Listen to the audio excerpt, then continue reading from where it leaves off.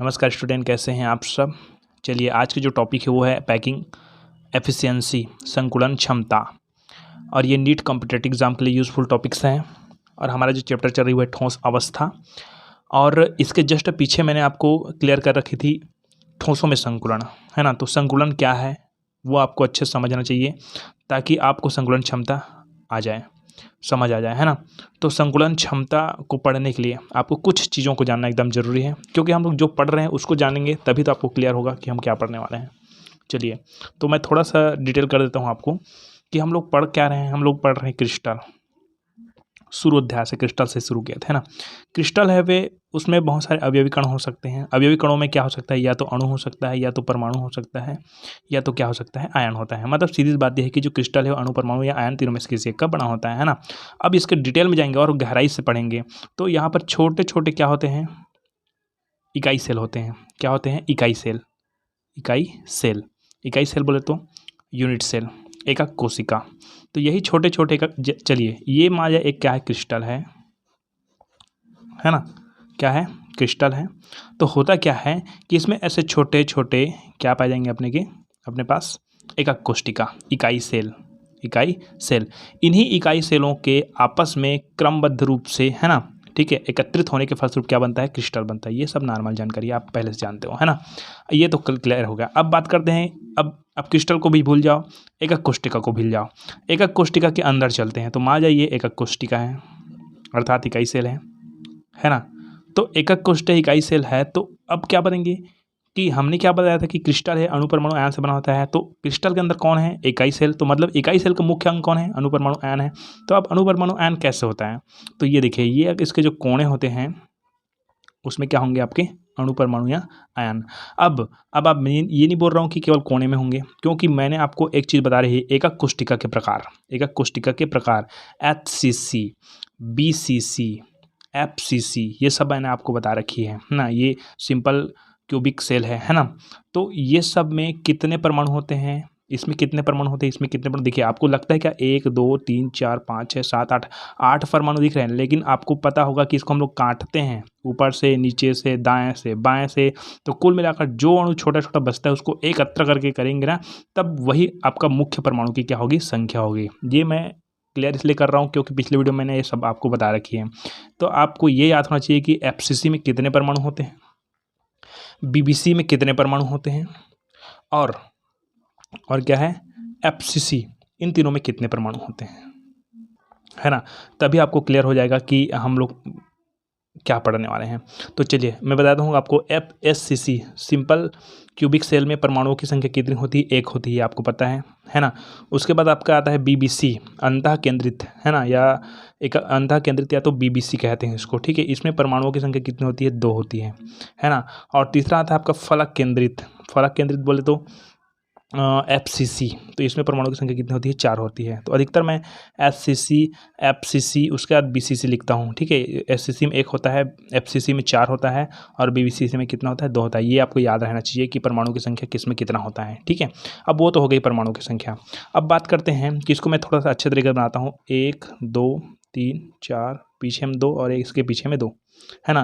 तो ये सब हो गया परमाणु। ये क्या हो गया, परमाणु। तो परमाणु को हम लोग ऐसे ऊपर से काटते हैं, इधर से काटते हैं, इधर से काटते हैं, इधर से काटते हैं, है ना। तो देखो सब तरफ को काटते जाते हैं जितने भी एकक सेल में है। तो जो बचा हुआ भाग है, जो परमाणु बचा हुआ भाग है ना, उसी जगह को हम लोग बोलते हैं संकुलन क्षमता।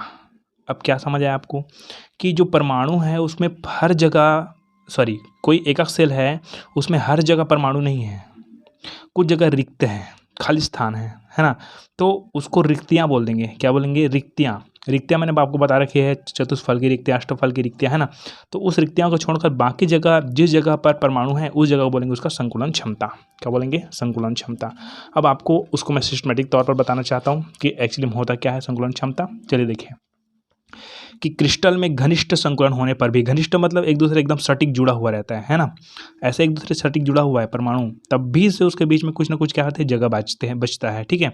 तो क्रिस्टल में घनिष्ठ संकुलन होने पर भी रिक्तियों के रूप में कुछ स्थान बच जाता है, जो तो मैंने आपको अभी बताया, है ना। ओके, अब वो आपका समझने का है ना। अब यहाँ शुरू करते हैं। देखिए पहले मैंने बताया था क्रिस्टल जला, उसके बाद एकक कोशिका, है ना। तो क्रिस्टल जालक के एकक कोष्टिका में कुछ उपलब्ध स्थान का वह प्रतिशत, वह मात्रा, ठीक है। एकक कोष्टिका में उपलब्ध स्थान, एकक कोष्ट, ये पूरा एकक कोष्टिका मान जाए, इसमें पूरा उपलब्ध स्थान है, बहुत सारे स्थान है, ठीक है। लेकिन वह प्रतिशत, वह भाग जहाँ पर क्या रहेगा, अवयवी कण रहेगा या अवयवी कण द्वारा भर रहेगा, उसी को ही बस हम लोग क्या बोलेंगे, संकुलन क्षमता। अदरवाइज जो बाहर में जो और खाली स्थान जगह बच रहा है उसको नहीं बोलेंगे। पूरा पूरा जो एकक सेल है उसमें कितने परमाणु हैं उसको देखेंगे, है ना, उसी के आधार पर लिख लेगा संकुलन क्षमता। तो क्रिस्टल जालक के जो एकक कोष्टिका है ना, उस एकक कोष्टिका में कुछ उपलब्ध स्थान का वह प्रतिशत या वह भाग जो अवयवी कणों द्वारा भरा जाता है। तो ये एकक कोष्टिका, इसमें अवयवी कण भरे हुए हैं, तो किस किस जगह को भरे हुए हैं, है ना, वही जगह उसका क्या कहलाएगा, संकुलन क्षमता कहलाएगा। क्लियर है, समझ आ गया। एकक क्रिस्टल जालक के एकक कोष्टिका में कुछ उपलब्ध स्थान का वह प्रतिशत जो अवयवी कणों द्वारा भरा जाता है, संकुलन क्षमता या संकुलन गुणांक कहलाता है। अब इसको किसी भी, है ना, किसी भी एकक कोष्टिका में संकुलन क्षमता निकालने का एक सूत्र याद कर लेना है आपको, ठीक है। चलिए, तो इस सूत्र हम देखिए, एकक कोष्टिका में अवयवी कणों द्वारा घेरा गया स्थान या आयतन। हाँ, तो ये जो एकक कोष्टिका है, उस एकक कोष्टिका में अब आपको कैसा पता चलेगा कि एकक कोष्टिका में अवयवी कणों द्वारा घेरा गया स्थान कितना है। तो आपको पता चलेगा कि अमुक प्रकार के या किसी प्रकार के एकक कोष्टिका में कितने परमाणु होते हैं। जैसे कि हमने बताया था एससीसी में कितने परमाणु होते हैं, एक परमाणु होते हैं। तो हमको क्लियर है परमाणु क्या होता है, गोल होता है ना। तो एक परमाणु का स्थान कितना है वो हमको याद हो गया, ठीक है। उसका आयतन निकालेंगे, पूरे का आयतन निकालेंगे, गोल है ना, गोल, उस गोल का आयतन निकालेंगे। ये बहुत ही पेचीदा सवाल है। देखिए, एकक कोष्टिका में अवयवी कण कौन है, अणुपरमाणु या आयन, जो कि क्या होते हैं, गोल होते हैं। अवयवी कणों द्वारा घेरा गया आयतन, तो इसी गोले का आयतन निकालना है अपने को, ठीक है। अब ये याद रखना है आपको कि एक एकक कोष्टिका में कितने गोले होते हैं या कितने कण होते हैं। मैं गोला बोलूँगा अधिकतर, ठीक है। कितने परमाणु होते हैं, कितने आयन होते हैं, ये नहीं बोलूँगा, केवल गोला बोलूँगा, ठीक है। तो कितने गोले होते हैं, तो एससीसी में एक गोले होते हैं। तो एक गोले का आयतन निकालो, एक गोले का आयतन का सूत्र डाल दो, 4/3, ठीक है, 4/3 पाई r क्यूब। क्लियर है नहीं, वो सूत्र आगे बताऊँगा मैं, है ना, गुणित 100 एकक सेल का कुल आयतन। अब देखिए, ये हो गया परमाणु का आयतन ना, ऊपर में लिखा क्या बोला मैंने, एक गोले का आयतन। अब ये पूरा एकक सेल का कुल आयतन लिखना है अपने को। किसका कुल आयतन लिखना है, एकक सेल का। एकक सेल में क्या होता है, लंबाई, ऊंचाई, चौड़ाई, ये सब आपको बताया था ना, ठीक है। एक भुजा उसका ए, एक भुजा ए, एक भुजा ए, इसका भी आयतन निकालना आपको सिखा रखी है मैंने। एकक सेल का कुल आयतन निकालना भी आपको सिखाया है, लेकिन यहाँ पर भी आप सीख जाओगे, कोई दिक्कत नहीं है ना। चलिए, तो ये समझ आ गया आपको कि संकुलन क्षमता क्या है। अब चलते हैं हम लोग अलग अलग प्रकार के सेल में, है ना। तो सबसे पहला सेल में चलते हैं। सबसे पहला सेल है आपका सरल घनीय संरचना में संकुलन क्षमता। सरल घनीय संरचना में, सरल ना, SCC, simple cubic cell, simple cubic, है ना, यूनिट सेल ऐसा बोलते हैं। चलिए, तो सबसे पहले तो एक आपको याद होना चाहिए, एससीसी में कितने परमाणु होते हैं, एक परमाणु होते हैं, ओके, है ना। और इसमें बहुत सारे गणित होंगे जिसको हम लोग कैलकुलेटर में यूज़ करके बना देंगे, है ना, ठीक है। तो उसके बाद हम लोग आगे और पढ़ जाएंगे, बीसीसी है और एफसीसी है उसको, है ना। तो अभी केवल एससीसी समझिए। तो देखिए, आपको मैंने बता रखी है कि एचसीसी में एक परमाणु होता है, और एक चीज़ और बताना है आपको, एफसीसी में एक चीज़ और याद होना चाहिए आपको कि एफसीसी में जो एफसीसी एकक कोशिका है उसमें परमाणु कहाँ कहाँ पर पाया जाता है। तो आपको पता होना चाहिए कि एफसीसी में परमाणु केवल और केवल उसके कोणों पर ही पाया जाता है। कोण पर ही पाया जाता है, न कि मध्य में, न कि उसके दीवार में। दीवार में क्या पाया जाएगा, वो अलग सेल में पाया जाएगा, ठीक है। तो अभी इतना याद रखो कि एसएससी में परमाणुओं की संख्या 1 होती है ना, और जो जितने भी परमाणु है कहाँ पाया जाता है, कोर में पाया जाता है ना। तो आपको बताया था मैं कि ये देखिए, ये हमारा क्या है, एससीसी है। क्या है, एससीसी। अब क्या करोगे, क्या आप ऊपर को ऐसे काटोगे, है ना, इधर को काटोगे, है ना, नीचे को काटोगे, और इस सामने तरफ को भी काटोगे, ठीक है, और इधर को भी काटोगे। तो सब काटोगे तो इस तरह से संरचना आपको मिलेंगे। क्लियर हो गया आपको। तो देखो, आपको बताया था कि 1/8 भाग ही भाग लेता है किसी भी परमाणु का, है ना। ठीक है, तो यहाँ पर ये जो कोने में है मतलब 1/8 भाग ही लेगा। ठीक है, मतलब पूरा का बाकी भाग निकल जाएगा। तो कुल मिला के सबको जोड़ोगे तो परमाणु की संख्या कितनी आती है? 1 आती है, जो मैंने आपको पहले में बता रखी है। ठीक है, अब हम लोग सवाल में चलते हैं। देखिए कि आपको क्या पूछा जाएगा कि सरल घनी संरचना में, है ना, संकुलन क्षमता कितनी होती है? SCC में संकुलन क्षमता। तो एक सरल घनी जालक में, ये सरल घनी जालक है, तो एक सरल घनी जालक में परमाणु केवल घन के कोनों पर स्थित होते हैं, जो मैंने आपको बता रखी है अभी, घन के कोनों पर ही स्थित होंगे, बीच में नहीं होंगे। ठीक है, तो एक सरल घनी जालक में परमाणु केवल घन के कोनों पर स्थित होते हैं जो एक दूसरे के संपर्क में रहते हैं। देखिए ये वाला इसके संपर्क में है ना, ये वाला इसके संपर्क में है, ये वाला देखो इसके संपर्क, इसमें जुड़ा हुआ है ना दोनों, ये वाला जो परमाणु है, ये वाला परमाणु ही जुड़ा हुआ है। ठीक है, या गोला बह सकते हैं, है ना, जो एक दूसरे के संपर्क में रहते हैं। अतः घन के कोर की लंबाई a है, जो आपको शुरू में बता रखी थी जी मैंने। ये देखो ऐसा कर देते हैं, ये हो गया आपका एकक सेल। तो ये वाला जो भाग देखे हैं आप लोग, ये देखो ये लाइन एक लाइन हो गया, ये इधर का लाइन हो गया और इधर का लाइन हो गया। तो मैंने बताया था एक को a मानो, दूसरा को भी a मानो, तीसरा को a मानो। ठीक है, तो ये हो गया आपका एक कोर की लंबाई हो गया। कोर की लंबाई निकालना भी मैंने सिखा रखी है आपको, पिछले वीडियो में जाइए। ठीक है, अब कोर की लंबाई निकालेंगे और पूरे एकक सेल का आयतन निकालेंगे। मैंने आपको बताया था ना यहाँ पर सूत्र में कि एकक सेल का कुल आयतन कैसे निकालेंगे करके। ठीक है, तो क्या इस पूरे एकक सेल का आयतन निकालेंगे, क्या करेंगे, जो 3 कोर है ना, तो इसको क्या करेंगे, a गुणित a, तो a क्यूब निकल जाएगा। मैं इसको त्रिघात बोलता हूँ जी अधिकतर। ठीक है, मेरे भाषा में, है ना, एक क्यूब बार बार नहीं बोल पाऊंगा, तो आप समझ जाना। ठीक है, तो इसका आयतन निकल गया, ए दृश्य निकल गया। तो यही बोला जा रहा है कि जो एक दूसरे के संपर्क में रहता है, ये जो परमाणु है एक दूसरे क्या होता है, संपर्क में रहता है। अतः घन के कोर की लंबाई a है और प्रत्येक कण की त्रिज्या r में निम्न संबंध होगा। त्रिज्या, अब त्रिज्या बोलते हैं। अब क्या समझोगे आप, त्रिज्या का मतलब क्या समझोगे? अब बच्चे तो नहीं हो, त्रिज्या किसको बोलते हैं? ये जो परमाणु है उसका यहाँ से यहाँ तक का भाग को त्रिज्या बोलते हैं, है ना। मतलब इसका देखो यहाँ से त्रिज्या ये वाला भाग हो गया, इसका त्रिज्या ये वाला भाग हो गया। ठीक है, और इधर से और होता जी, तो इधर का त्रिज्या होता है, लेकिन अपने को आधा आधा त्रिज्या मिल रहा है, क्या करें, है ना। हाँ, तो अतः घन के कोर की लंबाई a और प्रत्येक कण की त्रिज्या r में निम्न संबंध होगा। चलिए अब कैसे निम्न संबंध, अब क्या करना है अपने को, a और r में संबंध स्थापित करना है। a कौन है, ये अपना कोर है, r कौन है, त्रिज्या है। तो देखो आप कि ये इकाई सेल है, यहाँ से लेकर देखो ये पूरा इकाई सेल है ना, इसका ये a हो गया, a एक कोर, ये a दूसरा कोर और ये a तीसरा कोर, 3 कोर हो गया, है ना। तो आप देखो कि एक कोर में ये वाला एक कोर है, एक कोर है, 2 कोर है, 3 कोर, तो मैं एक कोर को ले रहा हूँ यहाँ से यहाँ तक को। ठीक है, एक कोर को ले रहा हूँ। इतने कितने आर दिख रहे हैं अपने को, देखो यहाँ से यहाँ तक कितना आर हो गया, 1 आर हो गया। ठीक, यहाँ से यहाँ तक देखो तो कितना आर हो गया, 2 आर हो गया। मतलब 2 त्रिज्या हमने बस समझ रही, 2 त्रिज्या अपने पास। तो इस a और मतलब ये जो लकीर बनाया हूँ वो कौन है, a है, जो कि किसके बराबर है, 2 आर के बराबर है। इसलिए a equal to 2a, a equal to 2r जी। ठीक है, a equal to 2r। Clear हो गया, समझ आया ये कहाँ से आया, क्लियर है। आगे चलते हैं, यहाँ घनी एकक कोष्टिका का आयतन, चलिए इसका कुल आयतन निकालना है। बताया था मैंने कुल आयतन कैसे निकालेंगे।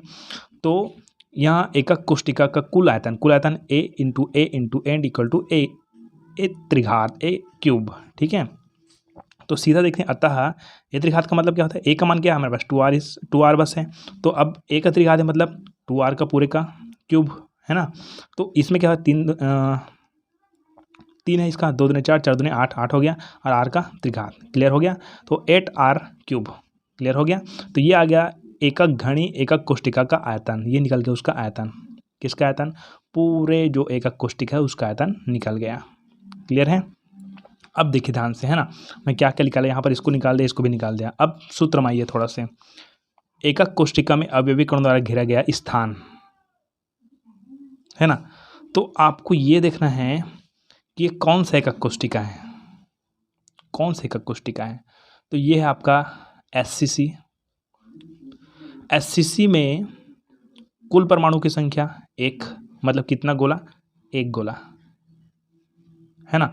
आपको क्या लग रहा है कि यहाँ देखो बहुत सारा गोला है करके, ठीक है। तो आप ये सब अभी नहीं समझ पाओगे, क्योंकि पहला वाला वीडियो देखोगे तभी समझ आएगा कि इसमें सभी का छोटा छोटा भाग 1/8 ही भाग है, और सभी भाग को मिलाएंगे तो केवल एक गोला बनेगा, केवल और केवल एक गोला। क्लियर है।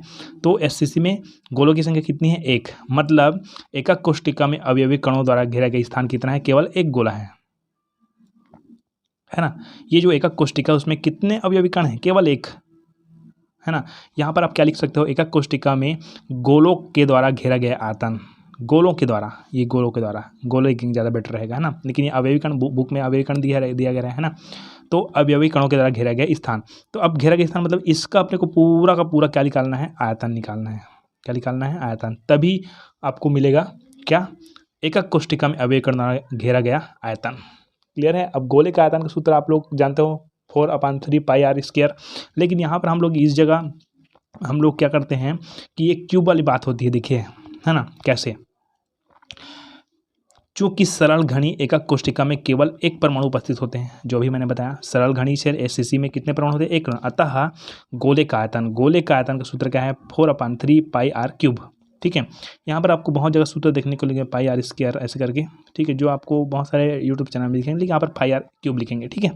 अब ये तो समझ आ गया। अब बताओ मुझे कि एकक कोष्टिका में अवयवी कणों द्वारा घेरा गया आयतन कितना है? घेरा गया आयतन कितना है? तो घेरा गया आयतन ये है ना। एकक सेल का कुल आयतन, एकक कोष्टिका का कुल आयतन, है ना, क्या है? 8r cube. समझ आया? 8r त्रिघात 3 घात जी। अब ये मिल गया, ये मिल गया, तो अब दिक्कत क्या है? क्षमता निकालो ना फिर, संकुलन क्षमता। किसमें संकुलन क्षमता? एससीसी में संकुलन क्षमता। संकुलन क्षमता बराबर क्या होगा? ऊपर में लिखो, एकक कोष्टिका में अवयवी कणों द्वारा घेरा गया स्थान का मान कितना है? 4/3 पाई आर क्यूब लिख दिया ऊपर में, ठीक है। नीचे देखो क्या है? एकक सेल में कुल आयतन, एकक सेल का कुल आयतन कितना लिख रहा है यहाँ पर? 8r त्रिघात, यहाँ पर 8r क्यूब लिख दिए। क्यूब बोलूँगा त्रिघात बोलूँगा, आप लोग संभाल लेना, ठीक है। तो ये हो गया गुणित 100 को भूलना नहीं है ना, है ना। अब क्या करोगे आप? सीधी बात ये है, मैं थोड़ा सा गणित कर देता हूँ बाहर में, ठीक है। आप भी कर लेना। कैसे? ये गणित का क्वेश्चन है। देखिए यहाँ पर 4/3 है, ठीक है। जब ये वाला भाग ऊपर आएगा, ठीक है, तो ऊपर गुना नीचे गुना, ऐसा बहुत सारे क्रिया पढ़ेंगे आप लोग, ठीक है। तो सीधी बात देख लो आप लोग कि 4 और 3 है, तो इसमें से 3 यहाँ पर नीचे की ओर आ जाएगा, ठीक है। ये 3 कैसे नीचे आएगा उसको मैंने पिछले वीडियो में बहुत सारा जगह आपको बता रखी है, जहाँ पर मैंने आपको कोरों की संख्या निकालने को बताया है ना। वास्तव में ये जब ऊपर जाता है तब क्या होता है और कैसे क्रिया होती है? तो देखिए 4 × 5, क्लियर है, और इंटू आर क्यूब, ये रहने दो ऊपर में, ठीक है, इंटू 100, ये भी क्लियर है अपने पास, ठीक है। इधर नीचे देखो 8r स्क्वायर, और क्या हो गया? गुणा 3। ये फट से डायरेक्टली ऐसे नहीं उतर गया है, ठीक है। इसके बाद एक और ऐसे बटा करके ऐसे ऊपर ले जाना होता है, ठीक है ना, पता है ना ये सब आपको। तब ये क्या हो जाएगा? 1/, ये हो जाएगा पाई आर त्रिघात, तब ये नीचे का नीचे गुना हो जाएगा, इसलिए ऐसा है, ठीक है। ऐसा नहीं कर देना है, समझ आया? तो ये हो गया, है ना। अब क्या करो आप? कटा दो। कैसे कटा देते हैं थोड़ा सा देखो। 4 एकम 4, 4 दूने 8, है ना, और 2 एकम 2, 2 पंचे 10, 2 शून्यम 0, ये हो गया। आर तो इधर से कट गया, है ना।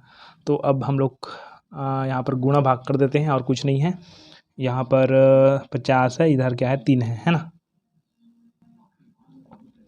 तो 50 और 3, अच्छा यहाँ पर पाई और छूटा हुआ है जी। तो पाई मतलब क्या होता है? 22/7, है ना, 3, और ये क्या है? 50 बचा हुआ है, ठीक है, गुणित। अब क्लियर करो वहाँ से। अब आप लोग क्लियर करोगे तो आपको सरल घनी सेल में आपको उत्तर आ जाएगा इतना, 52.4%, ठीक है। ये में निकल गया क्षमता। क्या निकल गया?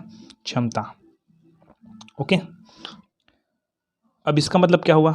इसका मतलब ये हुआ कि जो एकक कोष्टिका है उसमें 52.4% जो भाग है उसका क्या है? संकुलन क्षमता है ना। और बाकी जो भाग है, शेष भाग है, मतलब इसका कितना 52 लगभग लिखाएंगे, 48 लिख लेंगे, तो 47 जो भी आएगा, ठीक है, 6% भाग है वो क्या होता है? आपका खाली होता है, जहाँ रिक्तियाँ होती हैं। क्लियर है? तो पहला आपको समझ आ गया कि एससीसी क्या है। क्लियर है? एससीसी में संकुलन क्षमता कितनी होती है। चलिए अब आगे बढ़ते हैं हम लोग बीसीसी में, है ना। बीसीसी बोले तो अंतः केंद्रित अंतः केंद्रित घड़ी संरचना में, अंतः केंद्रित घड़ीय संरचना में अर्थात बीबीसी में संकुलन क्षमता। सीधी बात, और दिमाग इधर उधर मत ले जाओ, है ना। बीबीसी में संकुलन क्षमता। अब आपको ये पता होना चाहिए कि जो बीबीसी है, बीसीसी है, बीबीसी बोलते थे, बीसीसी है, उसमें बीसीसी है उसमें परमाणुओं की संख्या कितनी है? परमाणु की संख्या कितनी होती है बीबीसी में? 2 होती है, ये आपको पता है ना। उसके बाद एफसीसी आएगा तो उसमें परमाणु की संख्या कितनी होती है? 4 होती है, ये आपको पता होना चाहिए, है ना। तो मैंने आपको बताया था कि मैं एफसीसी को पहले बताता हूँ, लेकिन यहाँ पर मैं बीसीसी को पहले बता रहा हूँ, ठीक है। तो परमाणु संख्या 2, है ना। और एक चीज़ और पता होना चाहिए आपको, है ना, कि बीबीसी में बीबीसी है उसमें कहाँ बस परमाणु पाए जाते हैं? तो कोणों पर, है ना। एससीसी में केवल कोणों पर पाए जाते हैं, और बीबीसी में क्या था, कोणों के साथ साथ पूरे एकक सेल के बीच में पाया जाता है, एक और यहाँ पास, ठीक है। ये भी आपको पता चाहिए। इसीलिए ना इसमें का बाहर का जो कोणों की संख्या, उसमें परमाणु संख्या 1 और अंदर में कितना है? 1, तो कुल मिलाकर कितना? 2। तो बीबीसी में परमाणु की संख्या कितनी होती है? 2, अर्थात गोले की संख्या कितनी होती है? 2, ऐसे लिखेंगे, ठीक है। परमाणु, अणु, आयन जो भी है, ठीक है। तो अंतः केंद्रित में क्या समझना है, यहाँ पर थोड़ी सी थ्योरी को समझना है आपको, क्या क्या मैं बोल रहा हूँ अच्छे तरीके से समझ आएगा आपको, देखना ध्यान से ना। तो सबसे पहले मैं बनाता हूँ एकक कोष्टिका। कौन सा एकक कोष्टिका? यहाँ पर टेढ़ा हो गया, आप लोग स्केल का यूज़ कर सकते हैं। ये लीजिए, एक और बना दिया, मेरा क्या जाता है नहीं, अभी ठीक ठाक बना, ओके। अब देखिए, मैं जो मान रहा हूँ उसको आपको मानना है ना। मैं बुक के आधार पर मान रहा हूँ इसको, है ना। ABCD ऐसे तो अपने हिसाब से मानना होता है, बट क्या होता है कि बुक में जो दिया ऐसे मान लो, कोई दिक्कत नहीं, है ना। तो सबसे पहले बात करते हैं हम लोग, इसको मान लेता हूँ मैं A, है ना, इसको B। एक चीज़ और बताता हूँ आपको, थोड़ा समझना,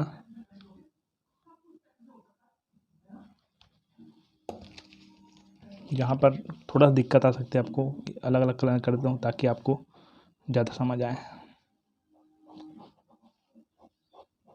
चलो, तो ये हो गया आपका फ्रंट भाग, ठीक है, फ्रंट भाग। और ये जो मैं काला में बना रखा हूँ,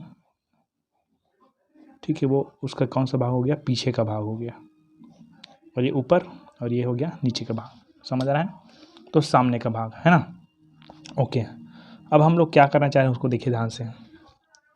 हमारा जो ये पीछे वाला जो भाग है ना, ये पीछे भाग है का कोना है, और ये वाला है आगे वाला भाग का कोना है। तो पीछे भाग के कोने और आगे वाले भाग के जो कोने हैं उसको मान लिया मैं मिलाता हूँ, तो यहाँ से यहाँ क्या उसका विकर्ण हो जाएगा। देखो क्या समझ रहा है आपको, मान जैसे चकोना है उसका ना, ये कोना से ये कोना से मिला रहे हैं, ठीक है। अब ऐसा मत समझना कि ये वाला जो कोना है इसके पीछे वाले कोने से मिला रहा हूँ, नहीं, उसका पीछे वाला कोना तो ऐसे जाकर ऐसे मिलेगा, वो अलग है, उसको नहीं बोलेंगे हम, ठीक है। इसके कोने से इस कोने से मिला रहा हूँ, ठीक है। तो ये सामने का कोना है, फ्रंट तरफ का कोना है, और ये जो बोल रहा हूँ वो पीछे तरफ का कोना है, ठीक है। तो यहाँ हमको क्या मिल जाएगा? एक विकर्ण मिल जाएगा। अब यहाँ से एक विकर्ण मिल गया, वो तो बात है अलग, है ना। अब बात करते हैं हम लोग कि इसको क्या माने। तो सभी अभी थोड़ा रुकिए, है ना। इसको मैं मानता हूँ, पूरे सभी कोने को मान लेता हूँ मैं A B, इसको हम लोग मान लेते हैं, मान जाए C, इसको मान लेते हैं D, इसको E F, अरे उल्टा हो गया क्या, चलो ये भी चलेगा, E F G H, है ना, ये मान लिया मैंने, है ना।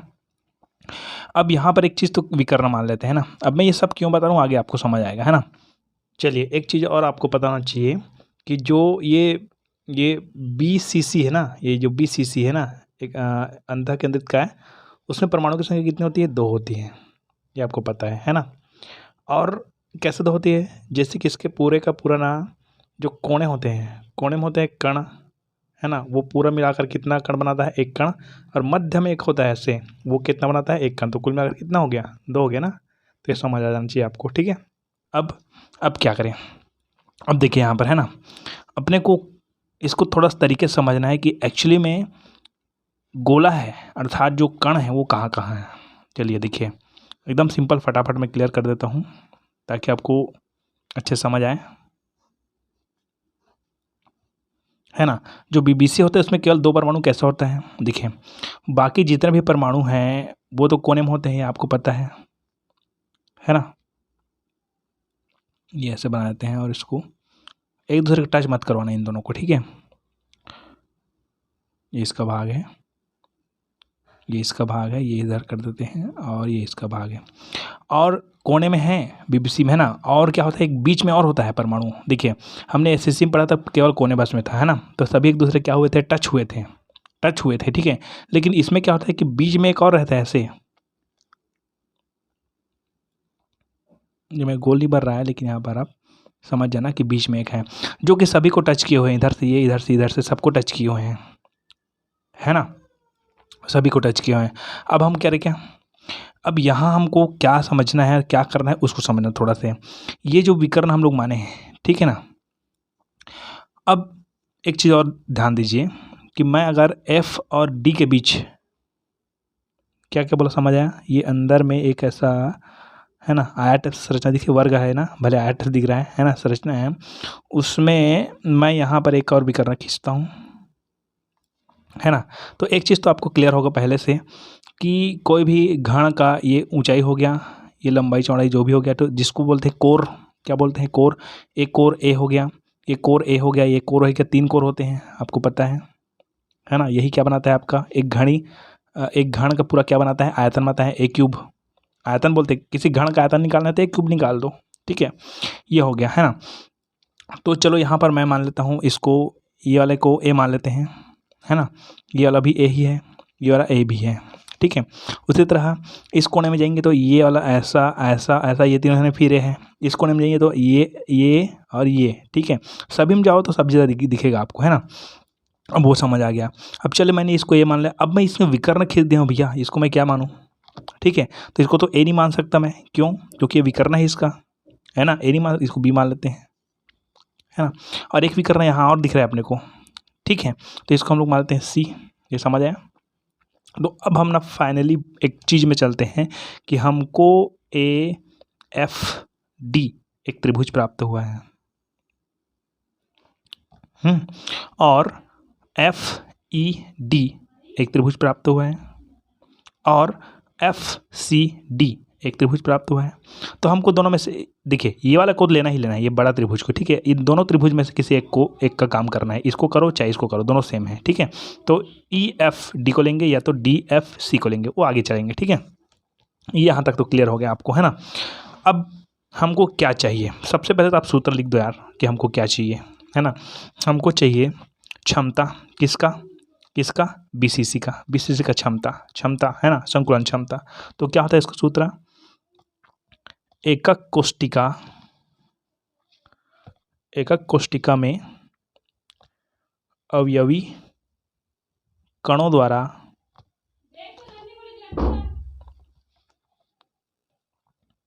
घेरा गया आयतन, या इसको एक भी बोलते हैं कि एकक कोष्टिका में अवयवी कण या गोले द्वारा घेरा गया आयतन भी बोलते हैं, ठीक है। बटा पूरा लिख लेना आप लोग, है ना। आगे चलो बना ही देता हूँ, क्या याद करोगे। उसके बाद एकक सेल का कुल आयतन, ये भी आपको पता है। अब ये सूत्र तो आपको तीनों में लागू करना ही करना है ना। तो अब देखो मुझे बताओ कि एकक कोष्टिका में अवयवी कण द्वारा घेरा गया स्थान, मतलब जो गोले प्राप्त, हमने बताया था कि बीबीसी में कितने गोले होते हैं, 2 गोले। इस दोनों गोलों के द्वारा घेरा गया स्थान कितना है, वही अपने को निकालना है। और एकक सेल का कुल आयतन क्या करोगे, एक क्यूब का मान निकाल जाओ, एक क्यूब का मान निकाल लो। तो एक क्यूब का मान निकालने के लिए आपके बहुत सारे तरीके हैं, है ना। लेकिन इस जगह कुछ सिचुएशन समझना आप लोग, है ना, कि मैं क्या करना चाह रहा हूँ, है ना। सबसे पहले बात करते हैं हम लोग थोड़ा से कि हमारे पास यहाँ से यहाँ तक, एफ से लेकर ए तक कितने आर हैं हमारे पास, कितने आर हैं, आर मतलब त्रिज्या। पिछले में भी वही बताया था मैंने कि दोनों जने के बीच में कितने आर है करके, है ना। तो 2 आर थे, है ना। अभी बात करते हैं थोड़ा से कि देखो ये वाला जो गोला है वहाँ का एक आर हो गया, है ना, और बीच में एक गोला है, जबकि उसमें बीच में गोला नहीं था, इसमें बीच में एक गोला है, तो त्रिज्या कहाँ से कहाँ तक, यहाँ से यहाँ तक एक त्रिज्या, और यहाँ से यहाँ दूसरा त्रिज्या, दो त्रिज्या है, मतलब इस गोले के अंदर में दो आर है हमारे पास। और वो कोने वाले में भी एक आर है ना, तो कुल मिलाकर 4 आर है भाई। कितने आर है? 4 आर। तो आपको क्या समझ आ रहा है? आपको एक्चुअली सीधे पॉइंट आपको दिखाई दे रहा है कि जो सी है, सी, उस सी के पास कितने आर है? 4 आर है, 4 आर है ना। वो भी काम आएगा, अभी धीरे धीरे समझिएगा थोड़ा सा ना। ओके, एक अक्षर का कुल आयतन निकालना है तो ए क्यूब का मान निकाल देना है, ठीक है। ये निकाल लेंगे, ए क्यूब का मान आगे देखेंगे, है ना। अभी हम लोग बात करते हैं, थोड़ा सा समझना, मुझे ए का मान निकालना है। तो अब ए का मान कैसे निकालूं? यहाँ पर तो ये देखो पूरा विकर्ण लगा हुआ है, क्या क्या लगा हुआ है ना। तो यहाँ पर पाइथागोरस वगैरह लगाएंगे, है ना। देखिए ध्यान से, सबसे पहले हम लोग बात करते हैं त्रिभुज। हमारा मेन त्रिभुज कौन है? ये वाला है। लेकिन अभी बात कर रहे हैं इन दोनों में से एक का बात करूँगा, बोलता है एक या ए, इन दोनों में से, ठीक है। तो इसको बात करते हैं ई एफ डी में। ई एफ डी में क्या है भाई? है ना, ये वाला दिख रहा है, ये वाला, ये ए है, और ये ऊपर गया है वो भी ए है, और इधर भी गया है वो क्या है? ए है ना। तो कोर हमारे पास एक, दो कोर इधर है। ये कोर की जरूरत नहीं है अपने को, क्योंकि त्रिभुज में ये तीनों कोर की जरूरत है। एक कोर को हम लोग बी माने हैं, ठीक है। ये इसका विकर्ण है पूरा, पता है ना आपको, ठीक है। तो आप तो एक चीज़ पता है, पाइथागोरस प्रमेय सबको पता ही होगा, ठीक है ना। तो एफ डी बराबर क्या होगा? एफ डी, यहाँ पर पाइथागोरस प्रमेय से उसका सूत्र लिख देना, ठीक है। तो एफ डी बराबर, या एफ डी का वर्ग होता है ना, एफ डी का वर्ग बराबर ई एफ का वर्ग और ई डी का वर्ग, ठीक। एफ डी का वर्ग बराबर ई एफ का वर्ग और ई डी का वर्ग। ई एफ का वर्ग प्लस, बटा बोलते थे क्या, प्लस ई डी का वर्ग। ये समझ आया आपको पाइथागोरस प्रमेय से, है ना। अब एफ डी का मान क्या है? एफ डी का मान है बी। ई एफ का मान क्या है? ई एफ का मान क्या है? ए।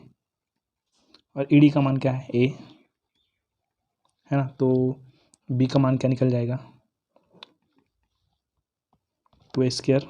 तो बी का मान निकल जाए आपका 2a। ये क्लियर हो गया आपको। अब मैंने बी का मान क्यों निकाला, आगे देखते रहिए। अपने को ए का मान चाहिए ना। त्रिभुज एफ ए डी में, या ए एफ डी में, ए एफ डी में क्या है भाई? फिर भाई सीधा ए एफ कौन हो गया? ये विकर्ण हो गया, ठीक है।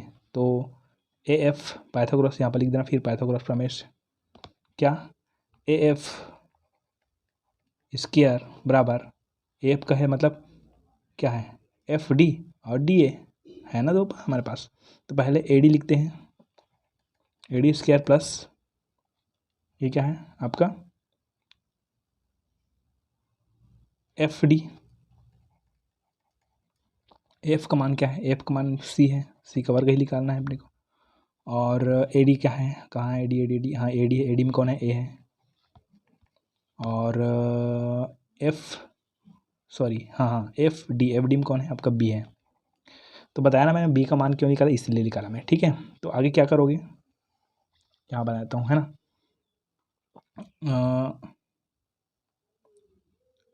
यहाँ तो आपको पता है ना, एक आर यहाँ, एक आर यहाँ, एक आर यहाँ, और एक यहाँ, 3-4 आ रहे हैं यहाँ पर, ठीक है। उसको ही बात करूँगा ना। ये सी इसकी स्क्वायर हो गया। तो मान लिया मैं इसको करता हूँ, तो बी का मान रख देता हूँ 2a, है ना। तो हो जाएगा सी स्क्वायर प्लस 2a, ये पूरे का, है ना, स्क्वायर हो जाएगा ये। तो हो जाएगा 2a स्क्वायर हो जाएगा,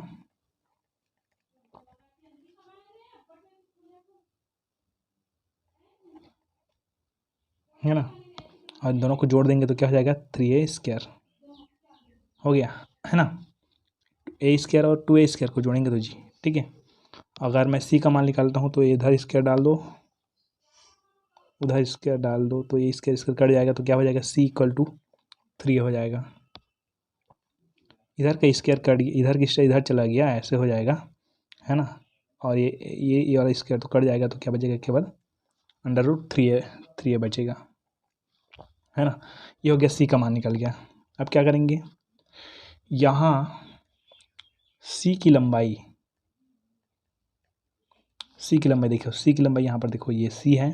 सी की लंबाई क्या है, मैंने बताया था आपको, 1r 2r 3r 4r, 4r के बराबर है, 4r के बराबर है। यहाँ सी की लंबाई 4r के बराबर है, जहाँ r बराबर गोले की त्रिज्या, इसको बार बार रिपीट करके देखिए, ठीक है, गोले की त्रिज्या। और चूँकि ये इसलिए होता है, 4r क्यों होता है, चूँकि विकर्ण स्थिति, विकर्ण मतलब ये सी की स्थिति, विकर्ण स्थिति तीनों गोले एक दूसरे के संपर्क में है।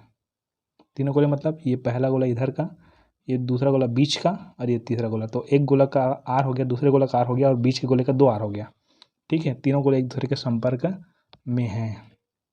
अतः क्या लिखेंगे, सी बराबर क्या है, √3a, है ना, √3a है, ठीक है। और इधर सी का बराबर किसके है, 4a का मतलब है, सी का किसके बराबर है, अतः सी इक्वल टू 4a, ये है ना। तो सी के बराबर ये भी है ना, तो √3a इक्वल टू 4r, सी का मान रख दिया यहाँ पर, ठीक है। अब एक का मान निकालना है, तो √3 को बाहर कर दो, इधर कर दो, ठीक है। तो ये हो जाएगा a इक्वल टू 4a अपान √3, ठीक है। ये तो हो गया a का मान निकल गया। अब मेरे को चाहिए a³ का मान निकालना चाहिए, तो क्या करना पड़ेगा, 4r √3 इक्वल टू 3, ऐसा। या तो ऐसे लिख सकते हैं,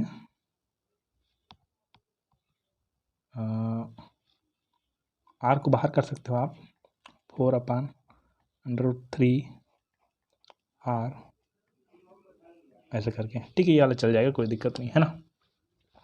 चलो a³ का मान निकल गया, तो मुझे क्या निकल गया, एकक सेल का कुल आयतन निकल गया। अब मेरे को चाहिए एकक कोष्टिका में अवयवी कणों द्वारा घेरा गया स्थान, है ना।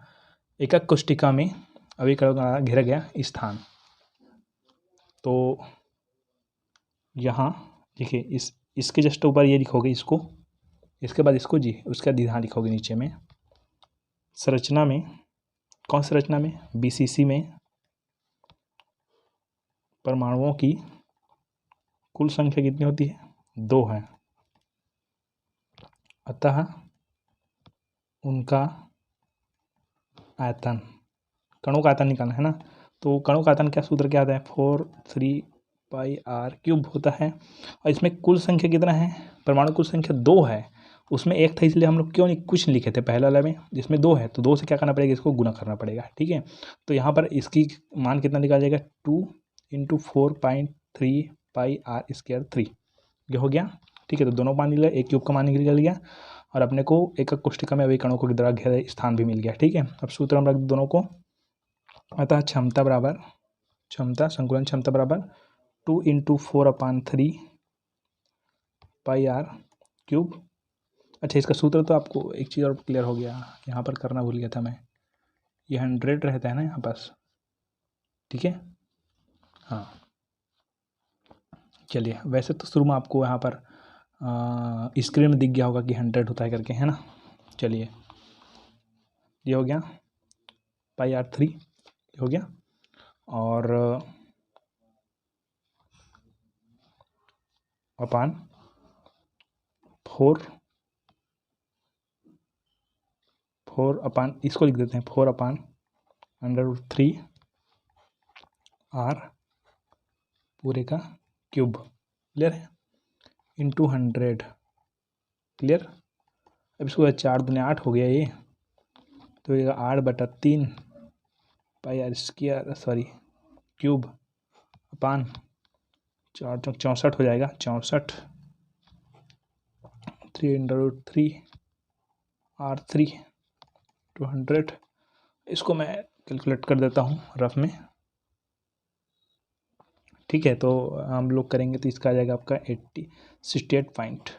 ठीक है, अतः बीसीसी में संकुलन क्षमता 68% तथा 32% भाग खाली होगा। ठीक है, इसको आप लोग घर में करके देखिए मस्त, है ना। आएगा नहीं आएगा तो मेरे कमेंट करना। ओके,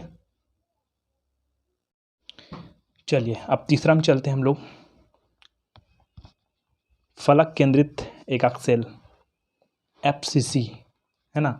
और एफसीसी दो प्रकार के होते हैं, बताया था मैंने आपको, सीसीपी और एचसीपी। ठीक है, चतुष्फलकीय संरचना वाले, है ना, रिक्तियों में ढकना और अष्टफल की रिक्तियों को ढकना। तो ये अभी मत जानो, ज़्यादा दिक्कत नहीं करने का अपने को। ठीक है, एससीपी और सीसीपी, है ना। तो देखिए, तो यहाँ थोड़ा समझना है आपको क्या हो रहा है और कैसे हो रहा है इसको, है ना। तो इस जगह में थोड़ा सा दिक्कत होती है कि आप जब 3D में देखते हो ज़्यादा बेटर लगता है ना। फलक केंद्रित घड़ी एकाक सेल, पहले सूत्र यहाँ लिख दिया मैंने, है ना। तो आपको क्या लग रहा है, देखो, एकक कोष्टिका में अवयव कणों द्वारा घेरा गया स्थान, ये तो जानते हो, एकाक सेल का कुल आयतन। ठीक है, मैं फटाक से बना रहा हूँ। देखो, सबसे पहले तो आपको जानना होगा कि जो एफसीसी है उसमें परमाणु की संख्या कितनी होती है। परमाणु की संख्या होती है 4। क्यों 4 होती है, अब बता देता हूँ आपको कि ये वाला जो संरचना होती है उसमें जो परमाणु होता है वो कोर में होता है। कोर के साथ साथ प्रत्येक जो फलक है उसके खलक के बीच में होता है। केंद्र में नहीं होता, बता रहा हूँ, ये एकक कोष्टिका के बीच में नहीं होता है, फलक के बीच में। फलक ये फलक, उसके बाद ये यहाँ पर पीछे दिख रहा है कि एक फलक उसके बीच में, इधर देखिए इसके बीच में, तब 4 यहाँ पर। ठीक है ना। अब इस जगह तो आप लोग समझ आ गया कि यहाँ हमारे पास फलकों में है। ठीक है, तो 1 2 3 4 फलक इधर हो गया और एक फलक ऊपर एक फलक नीचे यहाँ पर। ठीक है, तो आप जानते हो कि जहाँ पर फलक में कोई परमाणु होता है तो उस परमाणु को केवल कितना हिस्सा भाग लेता है, आधा भाग लेता है, आधा। ठीक है, तो ऐसे आधा भाग लेगा, आधा। ठीक है, सब मैं बता चुका हूँ पिछले वीडियो में, आधा भाग लेगा। तो एक फलक में आधा, तो 2 फलक में एक, इधर के दोनों फलक में एक, और इधर के दोनों फलक में एक। ये समझ आया, इसको आप जानते हो। सामने का आमने सामने का फलक मिलाकर एक हो गया, इधर के आमने सामने फलक मिलाकर एक हो गया, ऊपर नीचे मिलाकर एक हो गया, 3 परमाणु हो गया। और सभी कोरों में और है, और सभी कोरों को मिलाकर कितना होता है, सभी कोरों में केवल एक ही परमाणु बनता है क्या, तो एक। तो हमारे पास कुल कितने परमाणु, 4 परमाणु। तो आपको पता होगा ना चाहिए कि एफसीसी में कितने परमाणु होते हैं, 4 परमाणु होते हैं। ये तो क्लियर हो गया आपको, है ना। अब बात थोड़ा सी ये समझिएगा कि ये हमारे पास है, इसको मैंने परमाणु बना दिया। ठीक है, अब इस जगह देखिए, ये वाला परमाणु इससे जुड़ा हुआ है, ये वाला इससे जुड़ा है। मतलब हमको अगर विकर्ण निकालना है तो देखो, 1 R 2 R 3 R 4 R, इसमें भी 4 R अपने पास प्राप्त हो जाएगा। ठीक है, लेकिन उससे हमने कोई भी मतलब नहीं है ना। अभी हम लोग किससे मतलब रख रहे हैं वो आपको समझना है थोड़ा से। हाँ, चलिए, तो सबसे पहले हम मान लेते हैं इसको A, इसको B, इसको C, इसको D, 4 हमारे पास ये। ठीक है, अब आपको एक चीज़ लेना है कि हमारे पास एक त्रिभुज ले लेते हैं, हम आ जाए, ये वाला त्रिभुज दिख रहा है, ये वाला, है ना, ये विकर्ण वाला। अच्छा, इसको मैं 3D बनाऊंगा, ज़्यादा आपको समझ आएगा, देखो ध्यान से, क्योंकि ऐसे बोल दूंगा तो कोई समझ नहीं आएगा आपको। ठीक है, 3D में आपको ज़्यादा बेटर लगेगा। ये हमने बना रखी है, ये एकक कोष्टिका, है ना। अब थोड़ा बात करते हैं कि ये वाला जो फलक होता है उस फलक में, है ना, यहाँ पर तो सब जगह परमाणु होता है और फलक में भी होता है। तो हम लोग मान जाए यहाँ से यहाँ तक को बात करेंगे तो ये एक विकर्ण हो गया, जहाँ पर फलक की एक परमाणु, एक दूसरा परमाणु रहेगा फलक में और तीसरा परमाणु यहाँ पर रहेगा। ठीक है, एक बात करते हैं, तो ये वाला जो सामने का फ्रंट है, इसका सामने ये वाला जो लाइन है वो फ्रंट का है ना। ठीक है, फ्रंट का देखेंगे तो यहाँ पर भी एक विकर्ण रहेगा। तो आप क्या कर सकते हो ये विकर्ण भी हो गया, वे विकर्ण भी हो गया, ऐसे ही इमाज ये चारों के बारे में बात करते हैं तो यहाँ भी एक विकर्ण बन जाएगा। तो ये सब विकर्ण बन सकता है ना, तो हमको केवल एक ही विकर्ण की जरूरत पड़ेगी, है ना। तो एक चीज़ और बताया था हमको कि पिछले टाइम में बताया था कि ये पीछे वाला दीवार है ना, ये वाला जो दीवार है वो पीछे वाला दीवार है, और ये वाला जो दीवार है वो क्या है, सामने वाला दीवार है। तो सामने के द्वार और पीछे द्वार का, पीछे द्वार का पीछा और सामने द्वार का अगला ऐसा बनाया था। तो अभी उसको छोड़ो, कोई मतलब नहीं उधर से, है ना। हमारा मकसद ये है कि हमको यहाँ जो बना है वो वाला विकर्ण पर ध्यान दे रहे हैं, ठीक है। तो ये वाला देखिए, इसको मैं अलग से बना रहा हूँ, देखो ये वाला लाइन है ना, ये वाला लाइन और ये वाला लाइन और ये वाला लाइन, ठीक है। तो ये ऊपर हो गया ए, एक कोर हो गया, ये हो गया दूसरा कोर हो गया, ये हो गया तीसरा कोर हो गया, 3 कोर हो गया ना। मतलब ऐसे हर जगह कुछ ना कुछ कोर मिलेंगे। यहाँ जाओ तो ये 3 कोर हो गया, यहाँ जाओ तो ये 3, ये अपनी कोई ज़रूरत नहीं है, ठीक है। अब आपको ये समझना है कि एक्चुअली में ये वाला जो विकर्ण कहाँ बना होगा, ये विकर्ण यहाँ बना होगा, देख रहे हो। यह कह सकते हैं मैं इसमें 2 विकर्ण इधर क्यों बनाया, मैं इधर आपको ज़रूरत नहीं पड़ेगी तभी क्यों बनाया, क्योंकि इससे आपको ज़्यादा बेटर समझ आएगा। देखो यहाँ से यहाँ तक है ना, ये वाला जो रेड है, लेकिन हम लोग त्रिभुज के बारे में बात करेंगे तो इसकी ही बात करेंगे, ठीक है। तो देखो, तो यहाँ पर कितने वहाँ परमाणु को टच कर रहा है, एक तो यहाँ पर एक परमाणु टच कर रहा है तो इसका आधा त्रिज्या, यहाँ पर पूरा का पूरा है तो यहाँ पर आधा त्रिज्या इधर, आधा त्रिज्या इधर, मतलब 2 त्रिज्या, और इसका फिर आधा त्रिज्या, मतलब कुल 1 2 3 4 4 हमारे पास त्रिज्याएँ हैं, है ना। ये किसमें, एफसीसी में। ये भी आपको क्लियर हो गया। अब आगे थोड़ा बढ़ते हैं ना। तो मैंने आपको क्या बताया था कि ये सामने का भाग, ठीक, ए बी सी डी ये मान लिया हमने, ठीक है। और इसी को मैं इधर बता रहा हूँ, आपको दर्शा रहा हूँ। तो देखो ये वाला अगर यहाँ से मान लिया हम लोग, मैं इधर बना दिया इसको, मान लिया मैं इधर से बनाता ऐसे, तो ऐसे त्रिभुज बनता, ठीक है। तो उसको छोड़ो, ये भी देखो, ये हो गया एक कोर, ये हो गया दूसरा कोर, और ये हो गया तीसरा।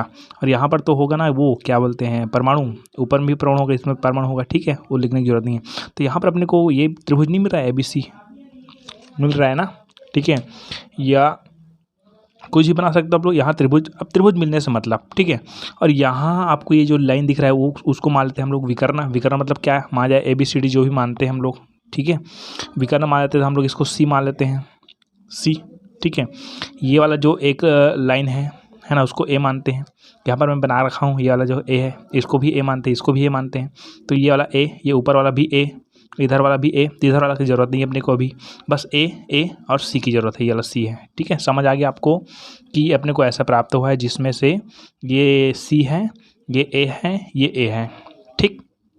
तो चलिए पाइथागोरस प्रमेय से, पाइथागोरस प्रमेय क्या होता है, देखिए एकदम ध्यान समझिएगा, है ना, कि AB ये हो गया एक, CA ये हो गया एक, और CB ये हो गया आपका विकर्ण, ठीक है। तो CB स्क्वायर दिख रहा है, CB square equal to AB और CA, समझ आया। CB का स्क्वायर ये हो गया पाइथागोरस प्रमेय से, है ना, और AB का स्क्वायर हो गया, और AC का स्क्वायर, दोनों के स्क्वायर को हम लोग जोड़ते हैं तब CB स्क्वायर आता है। ये तो आप जानते हो पाइथागोरस में प्रमेय, है ना। तो ये क्लियर हो गया आपको। तो देखिए CB का मान क्या है, CB का मान क्या है आपका, मैंने क्या बताया था आपको, C बताया था। ये जो विकर्ण है, विकर्ण क्या मानेंगे हम लोग, C मानेंगे, ठीक है। तो यहाँ CB का मान क्या हो गया, C स्क्वायर। और AB कौन है, AB का मान क्या है, AB का मान है A, तो यहाँ पर A का स्क्वायर। और ये AC का मान भी क्या है, A, तो A का स्क्वायर हो गया। तो क्या हो गया, C square A square plus A square equal to, है ना यहाँ पास, ठीक है। अब आपको एक चीज़ बताता हूँ मैं आपको, है ना, कि मैंने आपको बताया था C, यहाँ पर C है ना, और C किसके बराबर है, C किसके बराबर है, यहाँ पर एक सिचुएशन देखिएगा कि हम लोग जो C बना रहे हैं वो किसके बराबर है। तो मैंने आपको बताया था कि ये एक परमाणु R, एक R, ये दूसरा R, ये तीसरा R, ये चौथा R, 4 R है हमारे पास, है ना। कितने R हैं, 4 R हैं। तो 4 R है, तो ये पूरा पूरा ये कि ये कौन है, ये जो रेखा खींचा वो कौन है, वो रेखा क्या है आपका, C है। ये देखो यहाँ पर रेखा C है, और वो C किसके बराबर है, 1 2 3 4 4 R के बराबर है, ठीक है। यहाँ C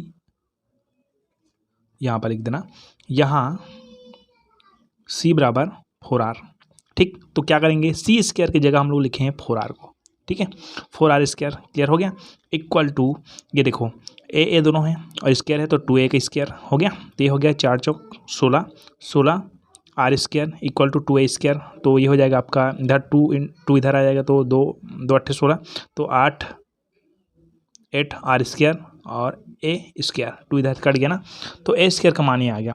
अब ए का मान निकालना है तो ए का मान निकालना है तो ये यहाँ पर आ गया, देखो ए का मान यहाँ पर वर्गमूल लग गया ऊपर में, ठीक है, वर्गमूल लग गया तो ये इसके दोनों तरफ वर्गमूल लगाएंगे, ठीक है, तो इधर का वर्ग तो कट जाएगा इसके लिए और इधर क्या होगा 8 का वर्ग बचेगा और यहाँ पर आर का स्क्वायर है इसलिए इसके स्क्वायर भी कट जाएगा, ठीक है, तो ये हो जाएगा इक्वल टू √8 इंटू आर, ये हो गया, ए का मान निकल गया।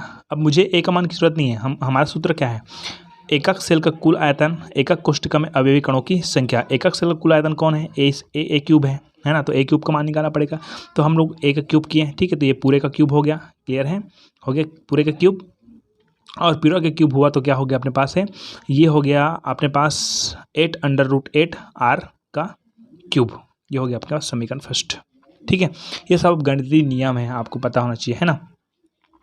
अब एक चीज़ ये तो क्लियर हो गया अपने को, है ना। अच्छा इसका मतलब क्या है भाई, 8 वर्ग 8 ऐसा कुछ है क्या, क्या है अपने पास, ये जो 8 आया है वो कैसा है, ऐसा है, ठीक है, इसका मतलब तो आप समझते होंगे, ठीक है, नहीं समझते तो कमेंट कर देना, है ना, मैं बता दूंगा फिर से।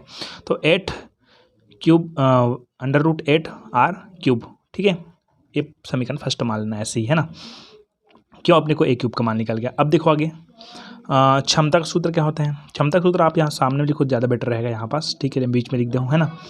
अब क्या चाहिए अपने को, एक सेल का कुल आयतन चाहिए, वो मिल गया, एक कोष्ठिका में अवयवी कणों के द्वारा घेरा गया आयतन, मतलब जो गोला होता है तो एब्सिस में कितने परमाणु होते हैं, 4 परमाणु होते हैं, आपको बता रखा है मैंने, कितने परमाणु होते हैं, 4 परमाणु होते हैं एब्सिस में। तो अब क्या करें हम लोग, एक गोले का कितना होता है, एक गोले का क्या होता है, एक कोष्ठिका में अवयवी कणों द्वारा घेरा गया आयतन, तो एक कोष्ठिका में अवयवी कण मतलब कौन है, गोला है, गोला, ठीक है, कितने गोले हैं बोले तो 4 गोला है, 4 अवयवी कण है ना, मतलब 4 गोला है, सीधी बात है ना।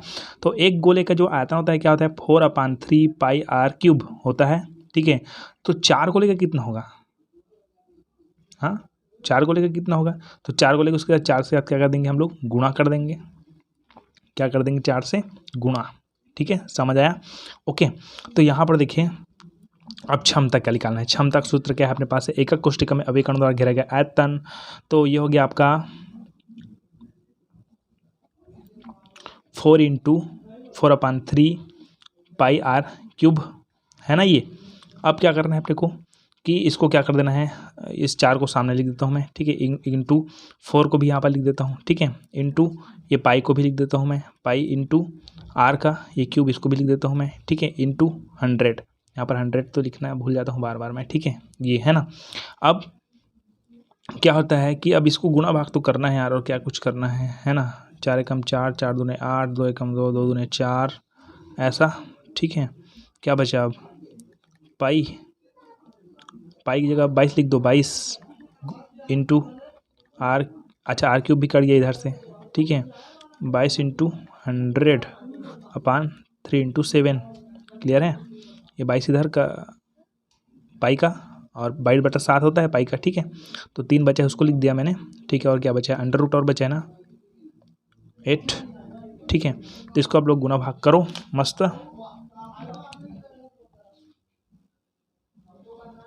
ये हो गया, पाई का लिख दिया मैंने 22/7। अब ऐसा नहीं कि ऊपर का 22 और 7 आ गया, ऐसा नहीं हुआ होगा, ठीक है, पहले तो 22/7 लिखा हुआ है, उसके बाद इधर का जो नीचे है, इधर का बटा 1 करके नीचे जाते हैं फिर आता है, ऐसा होता है ना नियम, तो आप जानते होंगे मुझे लगता है ना। तो 22 ये हो गया, और कम्प्लीटली आप अगर इसको गुना भाग करेंगे तो आपको मिल जाएगा 74%। अतः घणीय निविड संकुलन क्रिस्टल की संकुलन क्षमता 74% होगी।